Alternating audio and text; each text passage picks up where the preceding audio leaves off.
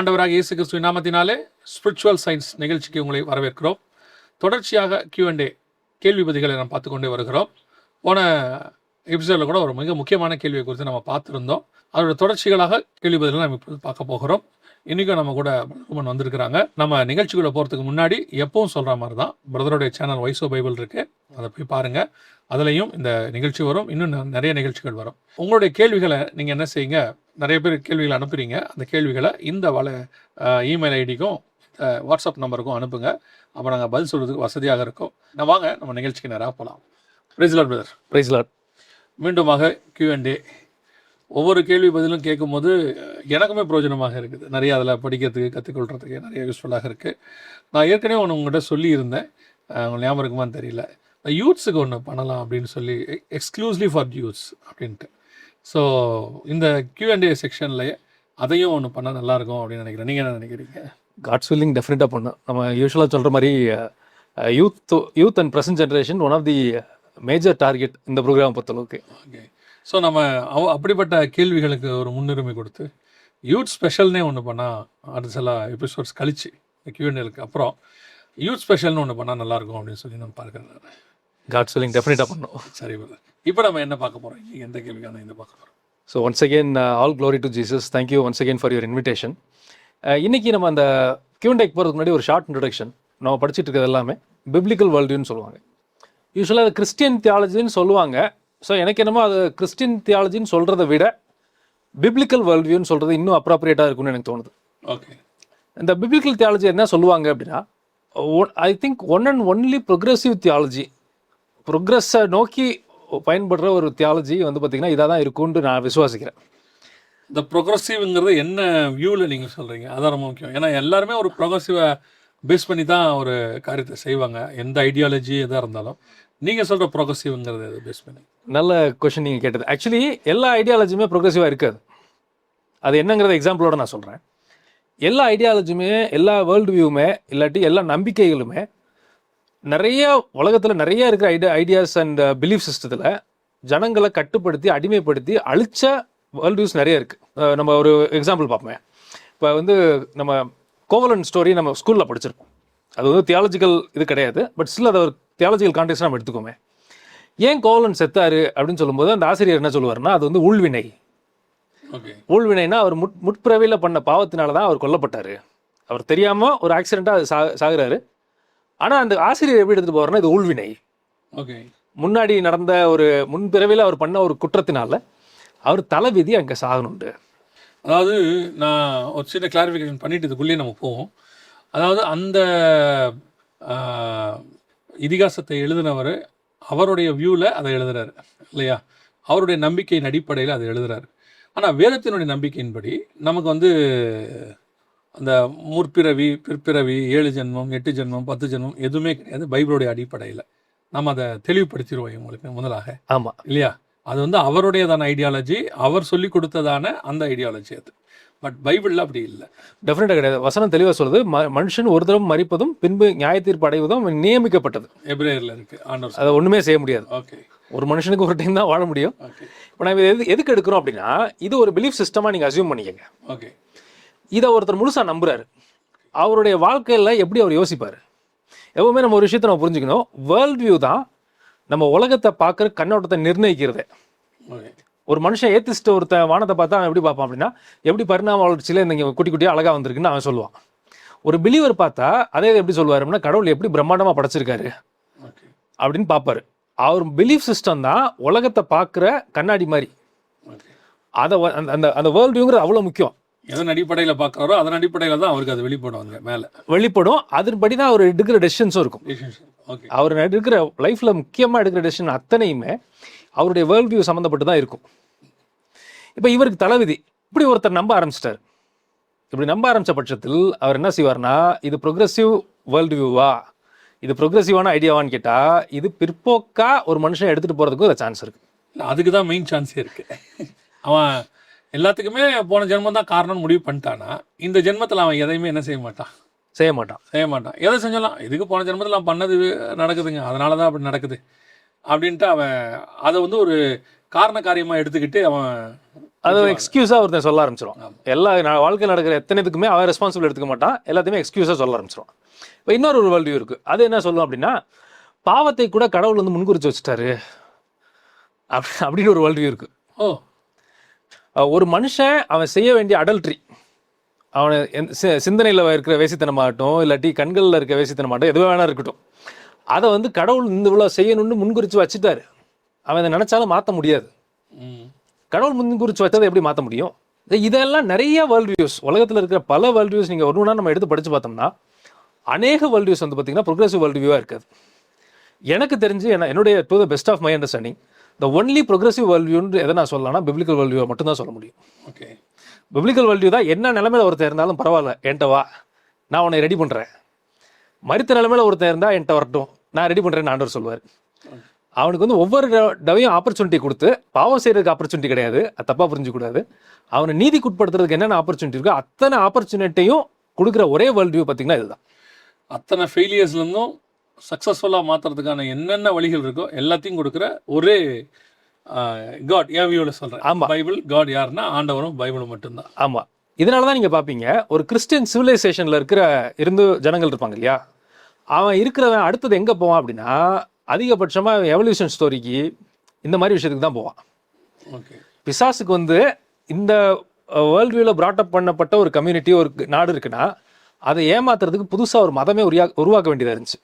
அதாவது இந்த மாதிரி பரிசுத்த வேதாகமத்தை படித்து இந்த கான்டெக்ஸ்ட்குள்ளே வளர்ந்த ஒருத்தனை இன்னொரு மார்க்கத்தில் உள்ள இன்னொரு காரியங்களை சொல்லி அதில் அவனை மோசம் போக்க முடியாதுங்கிறதுக்காக பிசாசு புதுசாக ஒன்று உருவாக்க வேண்டி இருந்துச்சு.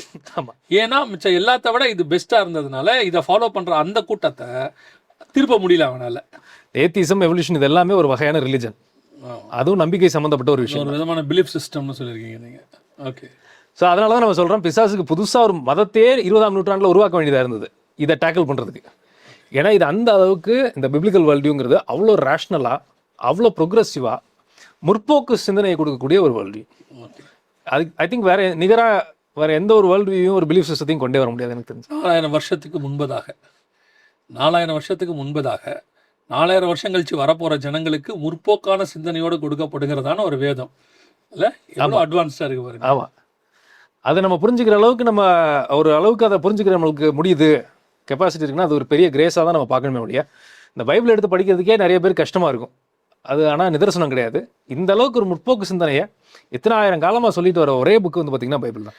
முற்போக்கு சிந்தனைன்னு சொல்லும் போது நம்ம ப்ரோக்ராம்ஸ்லேயே வார்த்தையை வெல்லும், மாதர் தம்மை, இப்படி நிறைய பார்க்குறோம். இது எல்லாமே பார்த்தீங்கன்னா காட் எப்படி நம்ம இன்னைக்கு உலகம் வந்து ஒரு யாருக்கெல்லாம் சம உரிமை இல்லை, சமூக நீதி இல்லை, இப்படிலாம் சொல்கிறாங்களோ இவங்க அத்தனை பேருக்கும் 4000 வருஷத்துக்கு முன்னாடியே அதே சம உரிமை, சமூக நீதி இது எல்லாத்தையும் கொடுத்து காட் எவ்வளோ முற்போக்காக கொண்டு வந்தாருன்னு இன்னொரு ஆங்கிள்லையுமே இதை பார்க்க முடியுது. நல்ல அமேசிங். ஏன்னா சில வேர்ல்டு வியூவில் பார்த்தீங்கன்னா ஆண் பொய்ஸ் ஒரு சாட்சி சொல்கிறாரு ஒரு கோர்ட்டில் அப்படின்னு பார்த்தீங்கன்னா அவருக்கு 1 பாயிண்ட், அதே பெண் பொய் சொன்னால் 1/2 பாயிண்ட், அப்படிலாம் பிலீஃப் சிஸ்டம்ஸ் இருக்குது.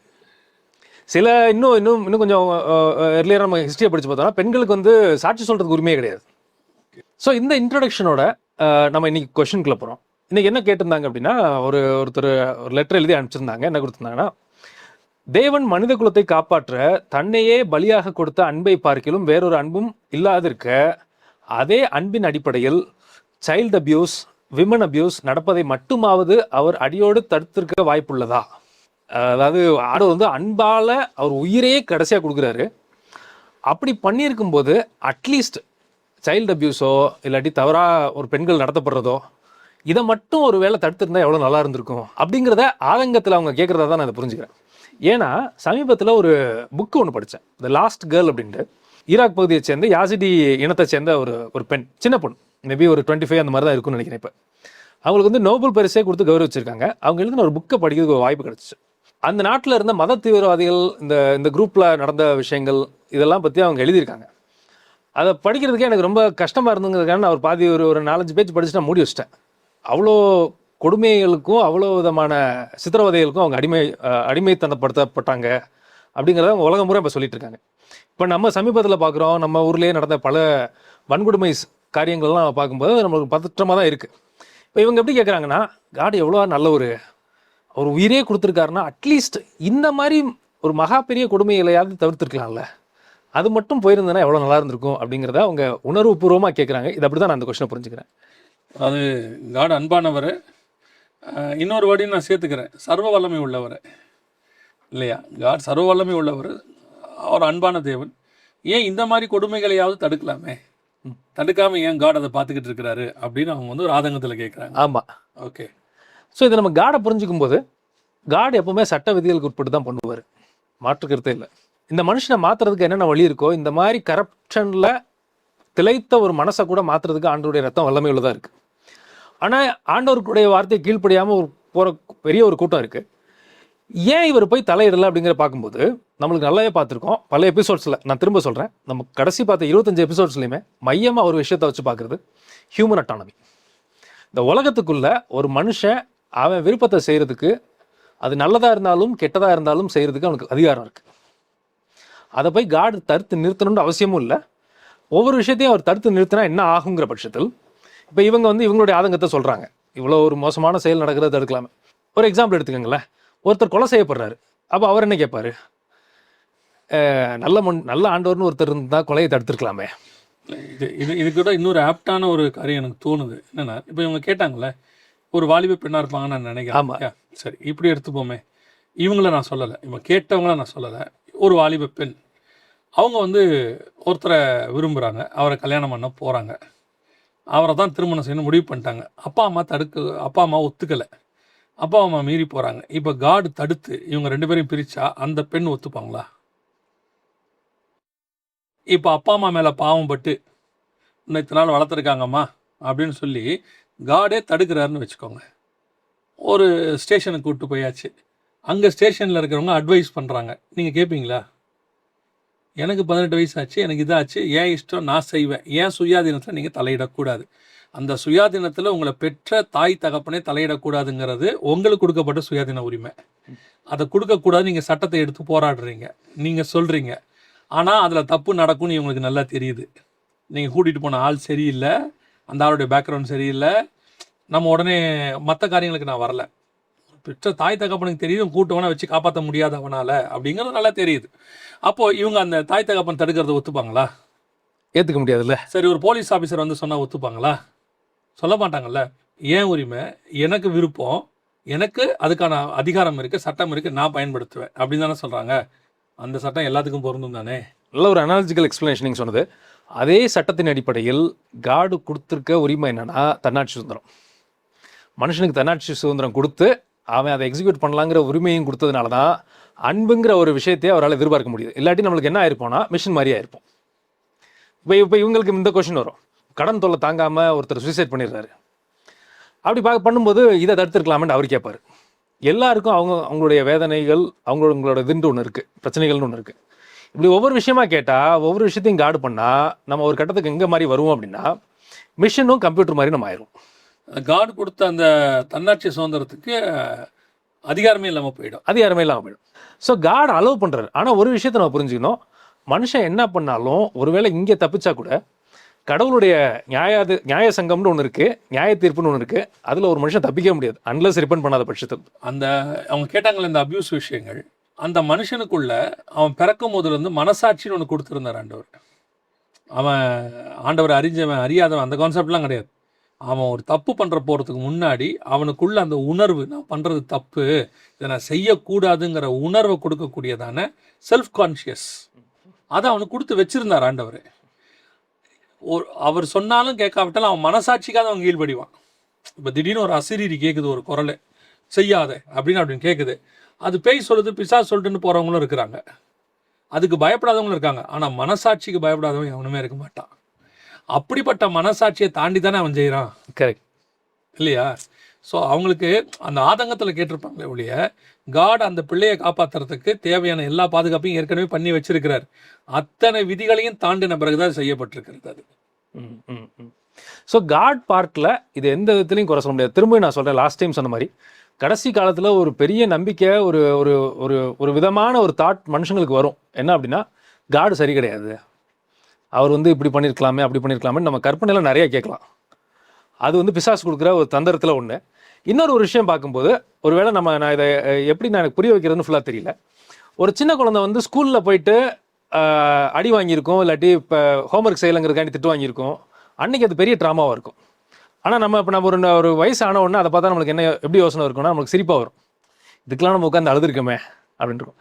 அதே மாதிரி தான் இட்டர்னிட்டிக்குள்ளே நித்தியத்துக்குள்ளே ஒரு மனுஷன் போன உடனே உலகத்தில் அவனுக்கு என்ன தான் கொடுமை நடந்திருந்தாலும் அது ஒன்றும் அவனுக்கு பெருசாக தெரியாது. இல்லாட்டி உலகத்தில் நிறைய ஈவில் இருக்கான்னு கேட்டால் இருக்குது, அதில் மாற்றுக்கிறதே இல்லை. அதை மறைச்சு சொல்கிறதுக்கோ இல்லைங்கிறதுக்கோ எதுவுமே கிடையாது. ஏன்னா நம்ம we are living in a fallen வேர்ல்டுன்னு நம்ம சொல்லுவாங்க. நம்ம இருக்கிறது ஒரு விழுந்து போன உலகம், அதில் ஈவில் இல்லைன்றதுக்கு சொல்கிறதுக்கு இல்லவே இல்லை. ஆனால் இந்த ஈவில் எல்லாத்தையும் தாண்டிட்டு நம்ம ஆண்டவர் சமூகத்தில் போய் நிற்கும்போது நான் அண்டர்ஸ்டாண்ட் பண்ணுது, நம்ம சின்ன குழந்தையில டீச்சர்கிட்ட அடி வாங்கினது நம்மளுக்கு எப்படி சிரிப்பாக இருக்குமோ அந்த மாதிரி தான் இருக்குமே ஒழிய அதுக்கு மேலே இருக்காது. இது பாயிண்ட் நம்பர் 1.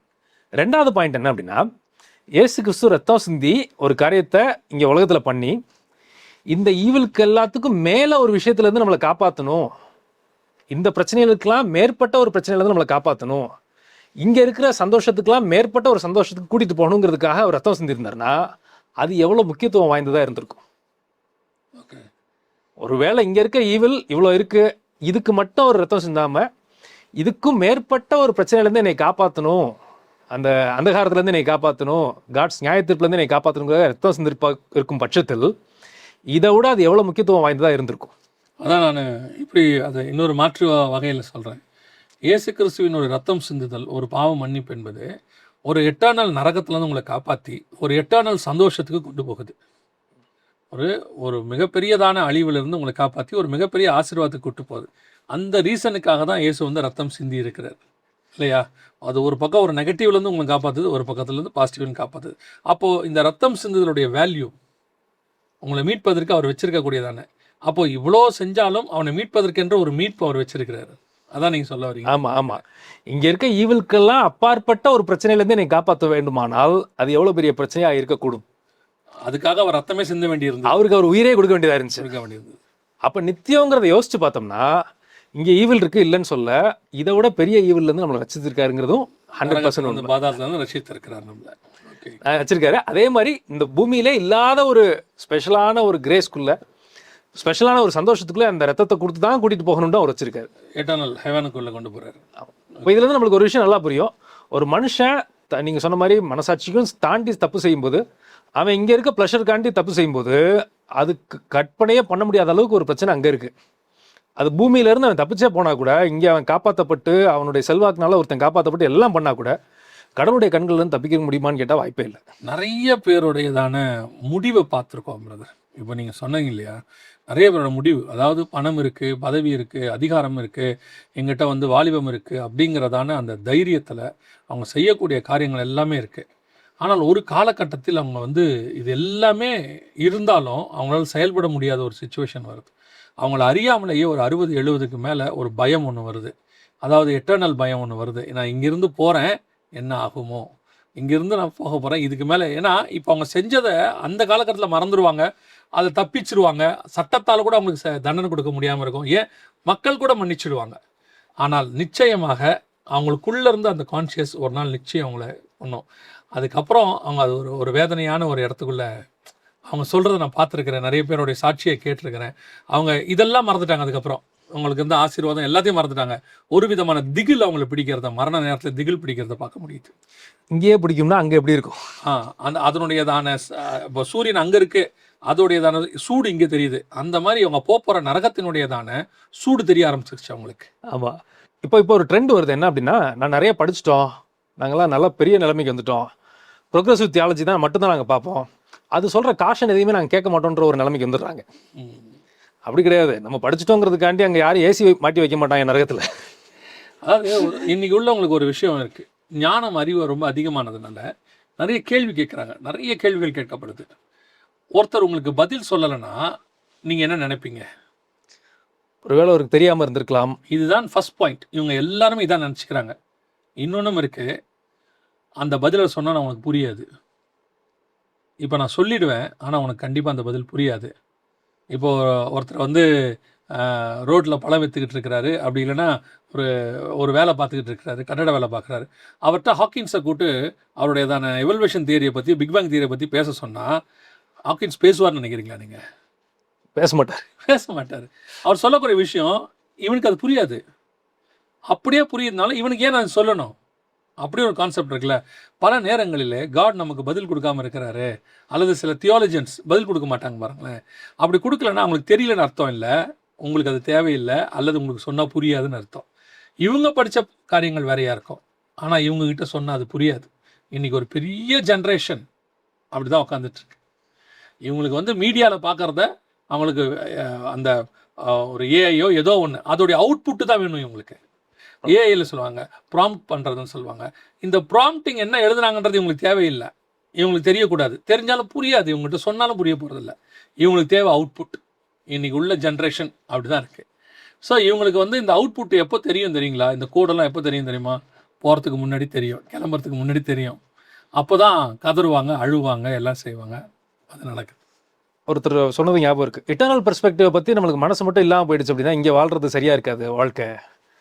அதை லெஃப்ட் ரைட்டை பற்றி தான் நம்ம உலகத்தில் பேசிகிட்டு இருக்கிறோம். டாப் பாட்டம்னு ஒன்று இருக்குது, அதை விட்டுட்டு நம்ம லெஃப்ட் ரைட்டை பற்றி மட்டும் பேசியிருந்தா இங்கே வேலை இருக்காது.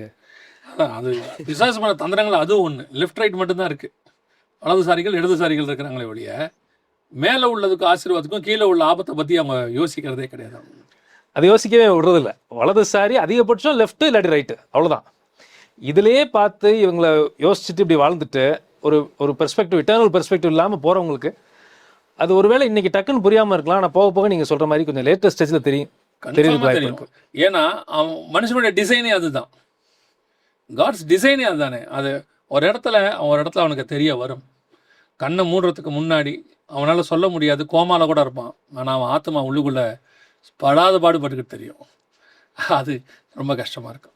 ஸோ அதுக்கு முன்னாடி நம்ம எல்லாம் ஆண்டவர்கிட்ட வந்துடணுங்கிற இன்விடேஷன் தான் ஆண்டவர் கொடுக்குறாரு. அதை எந்த அளவுக்கு நம்ம ப்ரோக்ரெசிவாக எடுத்துக்கிட்டு ப்ரோக்ரெசிவாக அவர் கையை பிடிச்சி நடக்கிறதுக்கு நம்ம போயிட்டோம்னா கட்டாயமாக இந்த மாதிரி ஈவிலில் இருந்தும் காப்பாற்றுறதுக்கு ஆண்டவர் வல்லமை உள்ளவராக இருக்கிறார்.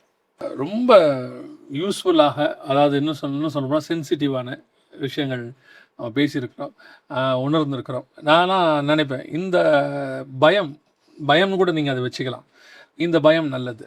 இந்த பயம் இல்லாத பட்சத்தில் தான் உங்களுக்கு எட்டர்னல் பயம் இல்லாவிட்டால் இங்கே இருக்கக்கூடியதான நீங்கள் எதை வேணாலும் செய்வீங்க துணிகரமாக. எப்பேற்பட்ட பணக்காரங்க கூட பாருங்கள், கவர்மெண்ட்டை ஏமாற்றுவான், எத்தனை லட்சம் கோடி அதை பண்ணுவான் இதை பண்ணுவான் எல்லாம் செஞ்சு பாருங்கள். அந்த எட்டர்னல் பயம் இருக்கிறதுனால தான் அவன் எங்கேயோ ஓடிக்கிட்டு இருக்கான். எதை இடத்துக்கோ ஒரு தேடி தேடி போகிறான். ஏன் போகிறான்னா அந்த எட்டர்னல் பயம் அவனுக்குள்ளே இருந்துக்கிட்டே இருக்கு. எட்டர்னல் பயம் இல்லாதவன் ஒரு இடத்துல நான் பார்த்துருக்கேன், ஏத்திஸ்ட் மாதிரி சில ஆட்கள் கூட பார்த்துருக்கேன். அவங்க எப்படி மாறுவாங்கன்னு கேட்டிங்கன்னா, அவங்களும் இதே மாதிரி சேட்டை பண்ணுவாங்க 60 வயசு வரைக்கும். ஒரு இடத்துல அவங்கள அறியாமலேயே ஒரு பயம் ஒன்று வரும். ஆனால் அது அவங்களுக்கு வந்து காட்லி ஃபியர்னு சொல்ல முடியாது, ஒரு ஃபியர் ஒன்று வரும். இனி நாம் அதை செய்யக்கூடாது, ஒழுக்கமாக வாழணும். ஏன் இந்த பயம் அவங்களுக்கு வருது அப்படின்னு பார்த்தீங்கன்னா, அவங்கள அறியாமலேயே அவங்களுடைய மனசாட்சிக்குள்ளே ஆத்மாக்குள்ளே இந்த எட்டர்னல் காரியங்கள் பேச ஆரம்பிக்குது. ஸோ இது மாதிரி ரொம்ப நிறைய பேருடைய ஸ்டேட்மெண்ட்ஸ் நான் பார்த்துருக்கிறேன், நிறைய பேர் படிச்சிருக்கேன். எவ்வளோ பெரிய ஏத்திஸ்ட் எல்லாம் கடைசி காலத்தில் ஆண்டவர் அக்செப்ட் பண்ணதை நம்ம பார்த்துருக்குறோம், நடந்திருக்கு. ரொம்ப சந்தோஷம் பிரதர். இந்த இது ரொம்ப சென்சிட்டிவாக ரொம்ப நல்லா யூஸ்ஃபுல்லாக இருந்தது. உங்களுக்கும் புரிஞ்சிருக்கும் என்று கர்த்தருக்குள் நாங்கள் விசுவாசிக்கிறோம். புரியலைன்னா இன்னொரு தடவை இந்த ப்ரோக்ராமை பாருங்கள், உங்களுக்கு ஈஸியாக புரியும். கர்த்தருக்கு சித்தமானால் வருகை தாமதிக்குமானால் இன்னொரு Q&A செக்ஷன், கேள்வி பதில் செக்ஷனில் உங்களை சந்திக்கிறோம். உங்களுடைய கேள்விகளை இந்த இமெயிலுக்கும் இந்த வாட்ஸ்அப்புக்கும் அனுப்புங்க. எங்களுக்காக ஜெபித்துக் கொள்ளுங்கள். கர்த்தருக்கு சித்தமானால் மீண்டும் சந்திக்கிறோம். God bless you.